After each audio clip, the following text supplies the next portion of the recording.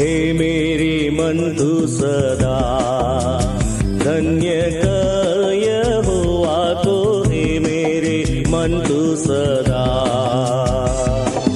और जो कुछ मुझ में है उस पवित्र नाम को, और जो कुछ मुझ में है उस पवित्र नाम को, धन्य कर स्तुति नित्य करता रहे, हे मेरे मन तू सदा धन्य कर यहोवा को, हे मेरे मन तू सदा। परमेश्वर के धन्य नाम की महिमा हो। आज के आराधनात्मक मनन की ओर आप सभी को बहुत ही प्रेम के साथ स्वागत करता हूँ। आइए आज का मनन के लिए हम पढ़ते हैं यूहन्ना अध्याय 12 पद 24। मैं तुमसे सच सच कहता हूँ कि जब तक गेहूं का दाना भूमि में पड़कर मर नहीं जाता वह अकेला रहता है, परंतु जब मर जाता है तो बहुत फल लाता है।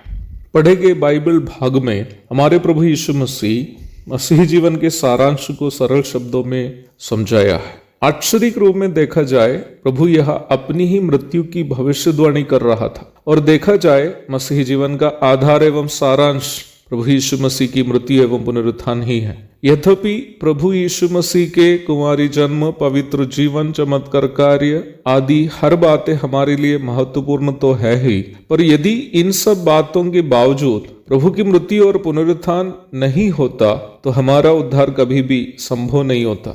उस परिप्रेक्ष्य में देखने पर प्रभु यह अपनी ही मृत्यु की ओर की जाने वाली यात्रा को यह नीचे गिर के मरने वाला गेहूं का दाना से तुलना करके बता रहा है। गेहूं के दाना को यदि मरना हो तो उसे कम से कम 3 चरण से गुजरना जरूरी है। पहला, उसको सूख जाना है, क्योंकि कच्चा दाना कभी भी अपने आप पौधे से नहीं गिरता है। दूसरा, पौधे से अलग होना है। तीसरा, भूमि पर गिरना है, तब वो मर जाता है। वचन से हम ये समझ सकते हैं कि हमारे प्रभु यीशु मसीह इसी प्रकार इन तीनों प्रक्रिया से गुजरकर आखिर हमारे वास्ते क्रूस पर मृत्यु सही थी।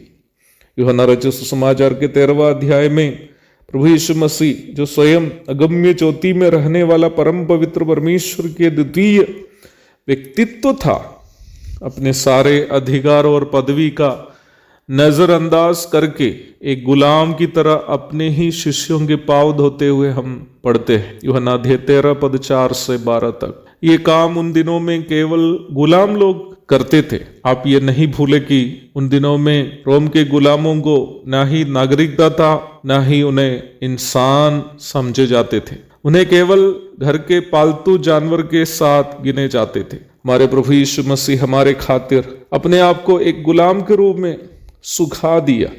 भजनकार कितना सही कहा था, परंतु मैं तो कीड़ा हूं, मनुष्य नहीं। मनुष्यों में मेरी नामधराई है और लोगों में मेरा अपमान होता है। भजन 22:6। दाऊद यह प्रभु के बारे में भविष्यवाणी की है। क्रूस पर वो पिता परमेश्वर से त्यागा गया था, जैसे दाना पौधे से अलग हो जाता है। सनातन से त्रिएकता में अस्तित्व रखने वाला, जो कभी भी पिता एवं पवित्र आत्मा से अलग नहीं होता है, क्रूस पर पापी मनुष्य का प्रतिनिधि के रूप में परमेश्वर से त्यागा गया। वह चिल्लाकर रोया, हे मेरे परमेश्वर, हे मेरे परमेश्वर, तूने मुझे क्यों छोड़ दिया है। मत्ती 27:46।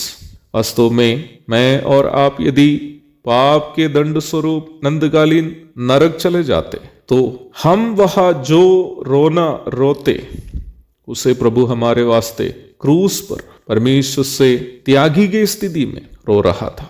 छल्ली छल्ली किया गया शरीर से आखिरी बूंद खून भी हमारे पापों से हमें छुड़ाने के लिए बहाकर प्रभु अपना प्राण त्याग दिया। रिमत्या के यूसुफ के कब्र में उनकी लाश रख दी गई। गेहूं का दाना अब भूमि पर है, मृतक अवस्था में, ताकि उसमें से कई नई पौधे और उसमें से कई जीवित दाने उत्पन्न हो। प्रभु स्वयं तीसरे दिन जी उठकर वह नया जीवित दाना बन गया। आज जो भी उन पर विश्वास करता है वह पाप की मृतक अवस्था से अनंत जीवन के नए अनुभव में प्रवेश करता है। आज सप्ताह के पहले दिन प्रभु भोज में से भाग लेते समय ये भूलना नहीं है कि वो रोटी यीशु मसीह नामक गेहूं का दाना की याद दिला रही है। जो हमारे वास्ते मरकर हमें जीवन दिया है। उस वक्त हम ये भी भूलना नहीं है कि हमारा दायित्व तो हमारे वास्ते भूमि पर गिरकर हमारे लिए प्राण त्यागे हुए गेहूं का दाना प्रभु यीशु मसीह की याद करना केवल नहीं है, बल्कि हमें भी यह दायित्व है कि हम भी हमारे चारों तरफ नाश होने वाले अनगिनत संख्या के लोगों को अनंत जीवन की ओर अगुवाई करने के लिए एक गेहूं के दाना बनकर मरने हेतु अपने आप को दे सके। यदि आज सुबह आप में से कोई दूसरों को उद्धार के अनुभव की ओर अगुवाई करने हेतु खुद को एक गेहूं के दाना स्वरूप मरने हेतु अर्पण कर पाते हैं, तो आपकी जिंदगी ही एक ऐसी आराधना बन जाएगी जिससे स्वर्ग आनंदित होगा। एक और शुभ दिन की धन्य कामनाओं के साथ आज का मनन में समाप्त करता हूँ। प्रभु आप सबको आशीष दे, आमीन। छुटकारा पाप से मुझको यीशु के लहू से, छुटकारा पाप से मुझको। दूर था मैं ईश्वर से, घृणित और श्रापित था, दूर था मैं ईश्वर से, घृणित और श्रापित था। अब आया हूँ उस अच्छे महायाजक पाथे, मेरे मन तू सदा धन्य यहोवा तो हे, मेरे मन तू सदा। और जो कुछ मुझ में है उस पवित्र नाम को, और जो कुछ मुझ में है उस पवित्र नाम को धन्य